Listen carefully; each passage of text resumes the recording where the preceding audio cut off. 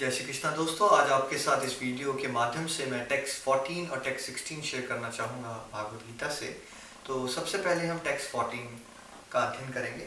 The place of action, the body, the performer, the various senses, the many different kinds of endure and ultimately the super soul, these are 5 factors of action.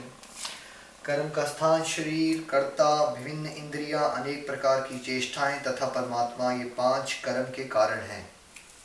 तो friends, भगवान श्री कृष्ण ने actually हमें यहाँ ये समझाया है कि कोई भी कर्म जो होता है, कोई भी एक्टिविटी हम कर रहे हैं, ठीक है, इस वर्ल्ड में या कोई भी कर रहा है, उसमें 5 फैक्टर्स इन्वॉल्व हैं। सबसे पहले शरीर, बिकॉज शरीर ही वो साधन है जिसको आत्मा यूज करती है कर्म करने के लिए, ठीक है। फिर कर्ता, कर्ता कौन हुआ? आत्मा, हम स्वयं, ठीक है। जैसे आप गाड़ी को यूज करते हो वर्क प्लेस जाने के लिए, ठीक है, तो उस उदाहरण में गाड़ी, ठीक है, व्हीकल हो गई आपका शरीर, और जो आप हो जो गाड़ी को यूज कर रहा है, करता है, वो आत्मा है। तीसरा इंद्रियां, इस सारी प्रोसेस में, किसी भी कर्म करने की प्रोसेस में, राइट, क्या यूज हो रहा है? सेंसेस यूज हो रही हैं, आंखें, कान, नाक, हाथ, मन जो हमारा बॉस है इंद्रियों का। तो चेष्टाएं अलग अलग तरह की जो एक इंडिविजुअल के अंदर इंटेंशन होती है।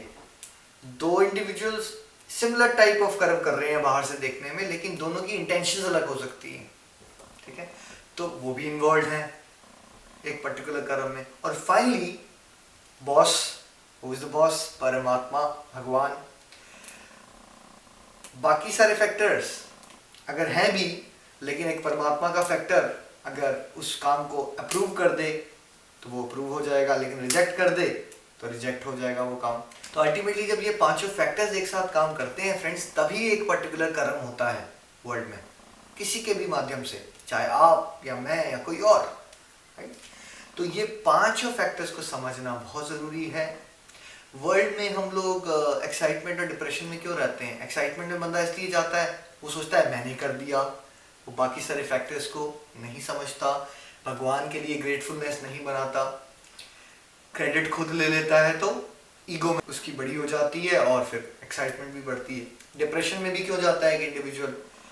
वो ये सोचता है, ओह ये पर्टिकुलर काम में मैं फेल हो गया हूँ, तो इसमें मेरी ही सारी रिस्पॉन्सिबिलिटी थी, शायद मैं निकम्मा हूँ, मैं कुछ नहीं कर पाऊंगा, तो उस सोच में भी वो डिप्रेशन में चला जाता है। तो ये ईगोसेंट्रिज्म होती है फ्रेंड, यही वर्ल्डली लाइफ है। ईगोसेंट्रिज्म मतलब हम अपने आप को ही उत्तरदायित्व मान लेते हैं अपनी सक्सेस का और अपने फेलियर का, बाकी सारे फैक्टर्स को हम ओवरलुक कर देते हैं। फ्रेंड्स, अगले श्लोक में हम समझते हैं कि भगवान क्या बता रहे हैं। टेक्स्ट 16 में चलते हैं। Therefore one who thinks himself the only doer, not considering the 5 factors, is certainly not very intelligent and cannot see things as they are. अब हिंदी में पढ़ते हैं फ्रेंड्स।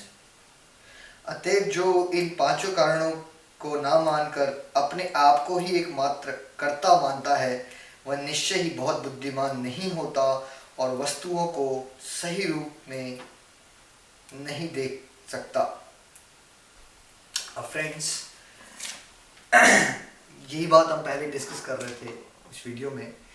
अब भगवान यहाँ क्या समझा रहे हैं कि जो इंडिविजुअल अपने आप को ही कर्ता मान लेता है कि उसी की वजह से सब कुछ हो रहा है, चाहे पॉजिटिव या नेगेटिव, वो एक्चुअली सच में बुद्धिमान नहीं है।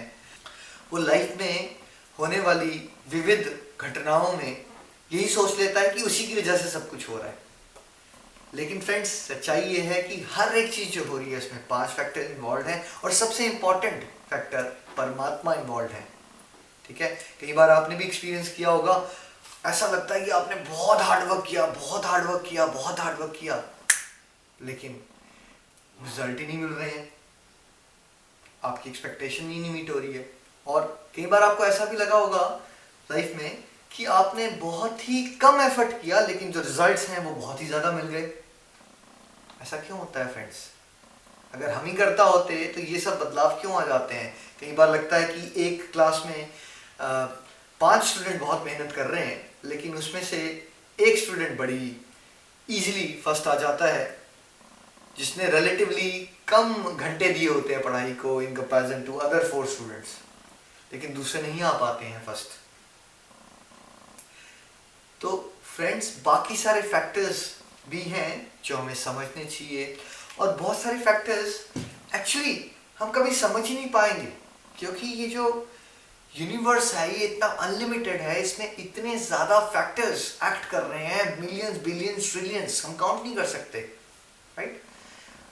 हमारा लॉजिक बहुत लिमिटिंग है, ये सृष्टि बहुत अनलिमिटेड है, राइट। तो अपने आप को चीज़ों के लिए उत्तरदायित्व ना बनाएं, अपनी कर्म करें, अपना मेहनत करें और फिर भगवान पे छोड़ दें। बिकॉज अगर आप ये सोच के करोगे कि जो आप कर रहे हो उसके हिसाब से आपकी एक्सपेक्टेशंस मीट हो जाएंगी, तो जब एक्सपेक्टेशंस कभी कभी मीट होंगी तो फिर आप उसका क्रेडिट ले लोगे, एरोगेंस में जाओगे, तो वो भी एक ट्रैप है।